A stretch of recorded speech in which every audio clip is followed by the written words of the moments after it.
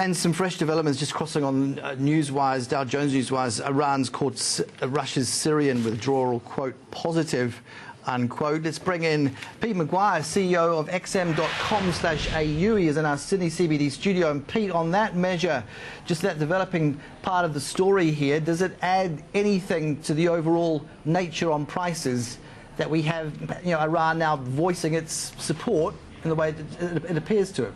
Well, good afternoon, Carsten. Yes, so certainly I think, look, we've had everyone's realising what we've experienced over the last couple of weeks. It's been very, very solid push upwards. I think it's probably run out of steam a little bit. We'll probably see a price contraction here. I wouldn't be surprised to see WTI back at that $34, $35 level. The Iran situation, we've got two matters there. First off, you've got Russia. They're in talks, and they're certainly supporting the whole Iranian situation as far as production increases. And secondly, of course, moving out of Syria. So that's where the situation is at the moment. It looks as though that with the current situation as far as OPEC and the fractured talks there, we're all saying that the levels that they've been producing at will stay at, as far as Saudis, for example, 10 million plus per day. So I think over the next couple of months, I wouldn't be surprised to see WTI probably still hold these sort of levels.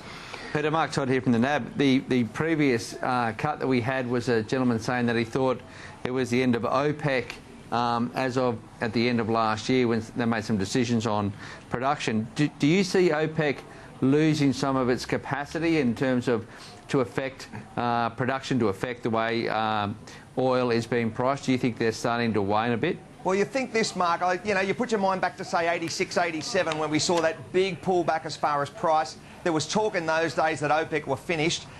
Probably the difference these days is certainly increasing demand coming from Asia, and a lot of the OPEC countries and suppliers directly charged straight into the China market and surroundings, of course with India, and then the other side, of course, where the US is with a net exporter now. So I think that the days of OPEC being the decision maker in the global grand poobah could be coming to a bit of an end, but I really feel that OPEC will be certainly here for many, many years to come. I can't see them fracturing. I can only see them really holding it together. And Peter, what does it mean in terms of how long it's going to take this market to rebalance in terms of supply and demand? Obviously, if OPEC cut tomorrow, that would fix the problem. But if they don't and they pump everything that they can, how long is it going to take the shale to come off in the US and the rest of that expensive oil that needs to contract, I guess, for this market to rebalance in the absence of OPEC doing anything?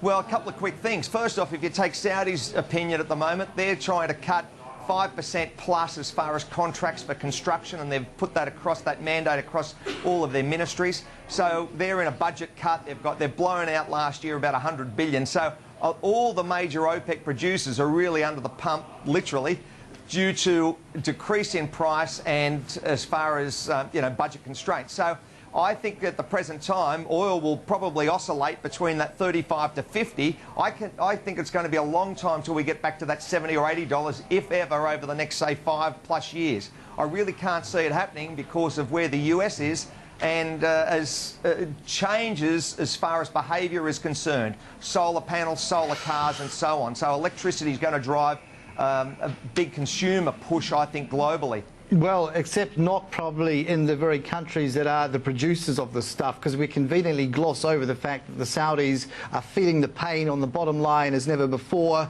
You get a real sense as well that that has a domino effect even to, heaven forbid, the mining services sector down under.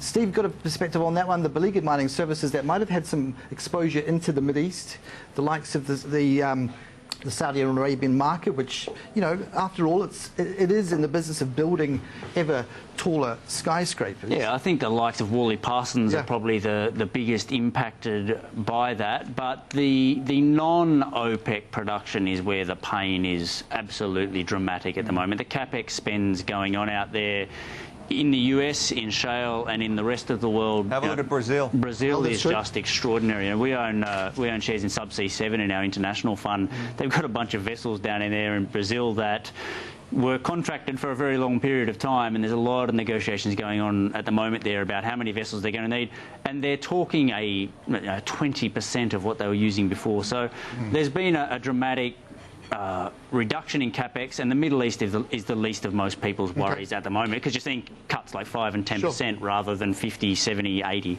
Well, Pete, on that measure, say take Brazil as a good example. Is this the moment now that China is poised to make its push? That's to say, the strategic push. The strategic shoring up of supply will move in. Will basically will bottom pick at these levels what we want and at what price we want. Well, it sounds nearly like dairy farms in Australia, doesn't it? It does. You know, so there'll be a similar play, I'm sure, that when you look at agriculture and what China's done as far as Africa, and then moving into those producers like Brazil, as you just mentioned, Carson, that certainly has got plenty of legs. I think that, you know, they're a very strong strategic buyer. They look at partnering, and they put in the infrastructure and the dollar spend to maintain supply over many, many years to come. China has got, you know, a growing, burgeoning growth pattern, and I think that they've just, it comes down to shoring up supply, and they certainly are very, very mindful of that.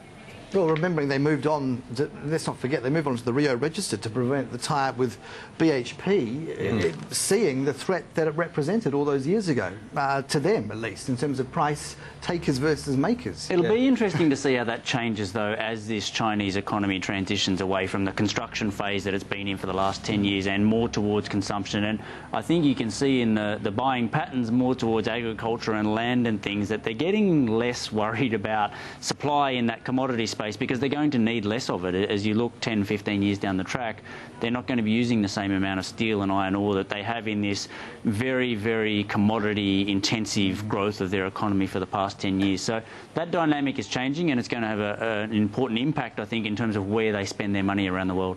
Well, certainly, but I think that they're going to have that oil demand is still going to be there with, you know, more and more heading to cities, and of course, enjoying the wonders of mobility through a motor car or a motorcycle versus a push bike. Peter, when I look at the, you know, Steve mentioned the shale oil. The rig count is down to 480 in the US now. Yeah. That must just be devastation in terms of the employment and the, you know, some of the debt burdens that some of these companies have got. It'd just be frightening. Frightening, yeah. You know, when you looked at those numbers, I mentioned to Carson a couple of weeks back, Deloitte's were looking at 37, 38% of the top 500 trading companies across energy and mining and so on that will end in bankruptcy this year. It's frightening. And I think those numbers will probably grow. They could be a fraction conservative. So from all points of supply chain, all the way through, it'll wash through a market, and we're experiencing that now. So, you know, it decimates towns. We've seen towns in Texas and on that Louisiana and on the coastlines of Gulf of Mexico absolutely crippled due to rig count. And it just destroys employment opportunity and, of course, the social strata. Pete, we've got to leave it there. Thank you so much. CEO of xn.com/au, live in our Sydney CBD studio.